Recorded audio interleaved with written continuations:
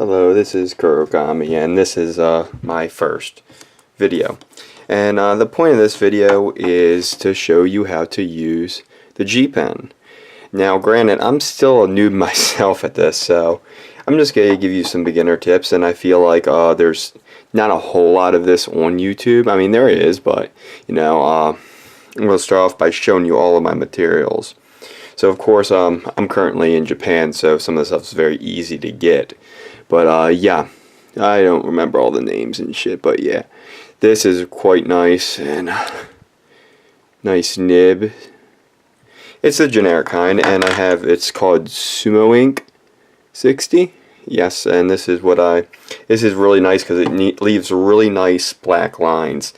Before I would use micron pens, but what I've noticed with micron pens is that after you erase them, it almost loses some of the black. So with the actual ink, when you erase it, it still has that crisp black, which is what you want. With the micron pens, it grays it a little bit. Hard to tell, but yeah, anyway, next. Let's see. For typical drawing, just a regular lead pencil, this is 5mm. These I discovered in Japan. I'm probably really retarded about this, but yeah. Essentially, it's just like a pencil, but instead, it's an eraser, and you can push it in, and it's very nice. I've found this to be really nice for detail. So, like, if you're erasing, like, the whole picture, you're going to want to use something like this crappy eraser. But if you want to erase small, fine detail, you're going to want something like this, because this, you can get that small little erasing without messing your whole drawing up. And by the way, this drawing is for the end of the video when I actually show you how to ink. This is just a quick drawing I had whipped up. I did it off camera just because it would take some time. And then also a nice straight edge. Doesn't really matter about specifics. But this is pretty much for anytime you want to draw a straight line. I don't recommend doing it with your G Pen. I would recommend still using the micron pens for this because you can easily mess up your lines with this. You only want to use your G Pen for this if you can actually do a good job. But anyway, okay. So I'm pretty sure that's all. Oh yeah, and you always want to have your tissues because you always want to clean this nib. I mean, this nib's actually a little bit dirty, so that's not good, but it still has some life left in it. And you always want to grab extra packs because they don't last forever. And if you let the ink dry on the nib, it'll start to rust, which you do not want. And yeah, so you always make sure you have it clean, and when you're done, you always, you know, put the little cap back on just to make sure nothing happens. Do I actually have, yes. Oh yes, and here's my G Pen nibs. Yeah, they're actually really nice. I have these kind, and I have this I bought at a local Japanese store. And yeah, so pretty much, yeah. I'm going to do some rough sketches, and then I'm going to actually show you how to do it. Now, this is my practice sheet. This is another useful tool. You can tell there's all kinds of stupid lines on this, and there's actually because you got to watch out sometimes. Is when you're inking, sometimes it could, if you have too much ink on the nib, it'll make blotches, and then you can ruin an art piece.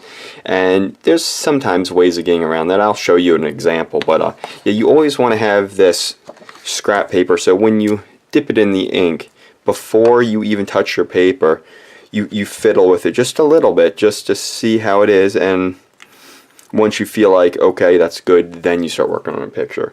But anyway, before any of that, I'll just show you some of my experience with using the G Pen. So these are a couple examples I have in my sketchbook, and pretty much like this is actually a copied picture, like it's all hand drawn and such, but I had a reference and I redrew the picture and then I inked it. So I mean, it's pretty good, but there's certain times where, you know, I'll mess up, and that's the thing with ink, is if you mess up, you're done, and you need to either find a creative way of fixing your mistake or just restart. As with right here with Cell, that's a little black, and that's because I messed up a lot on there, so I had to actually thicken it, and that's the best I could do with fixing it. So yeah, this was Cell. This from Monster Musume. The scales were a pain in the butt to actually ink because it took forever. But yeah, this was another copied pose. And next up, this was just some Junji Ito work. This isn't really anything ink related, so that'll probably be a different video. But yeah, this is Taokaka from Blaze Blue. This was a fun one to draw. This was sort of my pose, not really, kind of mixing things up, but yeah. And this one was really nice. This was Horo from Spice and Wolf. Now this is my own pose. I looked up many reference pictures, many reference poses, and then I created this picture. So I think it turned out fairly nice. And then next up we got Philip and Mion from Higurashi no Nakakoro ni. Yes, and this blood splatter was actually just an artistic point to add, just to make it, because since it's a horror series, just to make it seem more horror-ish. And this again was my own pose, you know, doing the actual like how I have the actual sword, you know, which was somewhat difficult, but you know, you learn with different things such as that just to get better. This one was really cool. This is again in my own pose. One of my favorite One Piece characters. I'm not even going to attempt to say his name because I'll butcher it, because I always do. But anyway, you know who he is if you watch One Piece. And yeah, he took a while to do. At first I had made his head too big, so I had to actually shrink down his head. And with One Piece characters, typically their legs are extremely long compared to like other things, so that's why he has like very long legs. And right here, let me get you a zoom in. Right here, this is an ink spot. Now, you don't want that. That was a mistake, and that's the thing with ink, is that you could easily mess up with the G Pen.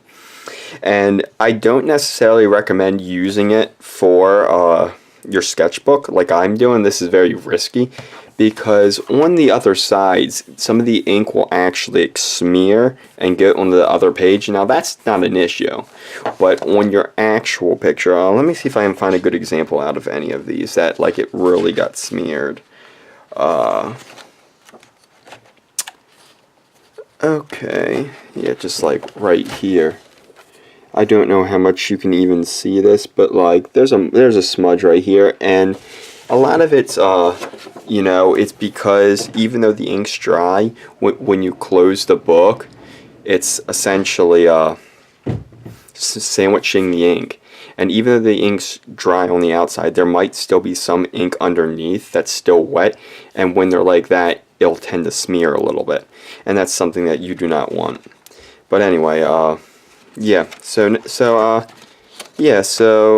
and what else is, yeah, that's the thing, is ink takes a little while to actually dry. So I'm right-handed for the most part, so I would always start up in the left-hand corner here, and then I would work down kind of like this. That way you're never touching wet ink, because if you just go in any way possible, essentially you might smear ink. And see, like I'm wearing sleeves like this right now, that when I actually work, I'm going to roll that up because that's a no-go. I know this is actually becoming a very long video. Anyway, so you really want to be careful. So always work where you're never going to be touching. You always can and come back, that's not a problem, but it's just going to take you a lot longer. So it's just depending on how you actually want to work. And that's the thing, is it does take a little while. Think about oil paints if you're familiar with that. Oil paints actually take days to dry, while acrylics dry very quick. So think about that the actually Micron pen is your acrylic, where it dries very fast, and think of your actual G Pen ink as the oil paint, which is going to take a long time. Typically, you only need to wait a couple minutes, and then it'll be fine in a couple minutes. But if you have it like in a sketchbook, you probably want to leave it overnight, and even then you can still smear it. But yeah, just try never to touch it, and you can always, like, if you think it's dry, you can slightly put your finger over it and see if it's dry. and that always works too. But yeah, I think that's pretty much all for this part.